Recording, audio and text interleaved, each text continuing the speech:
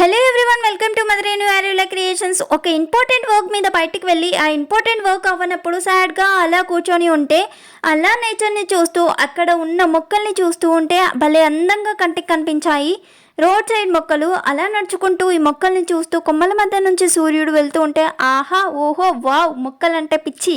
Sun rise అన్నా sunset అన్నా చాలా ఇష్టం. ఆ సన్సెట్ని చూసేంత టైం అయితే లేదు అని చెప్పేసి కొద్దిసేపు అయితే అక్కడ కూర్చొని టైం స్పెండ్ చేసి అక్కడున్న బ్యూటీని ఎంజాయ్ చేసి, అయినా లైఫ్లో మనం అనుకున్నట్లు జరిగితే అది లైఫ్ ఎందుకు అవుతుంది, సర్లే అనుకున్నవన్నీ అవ్వవు అని సర్ది చెప్పుకొని మూవ్ ఆన్ అయిపోయిన మూమెంట్ అది. అవసరాలు, బాధ్యతలు, అనుభవం కొత్త జీవితాన్ని అయితే పరిచయం అయితే చేస్తున్నాయి.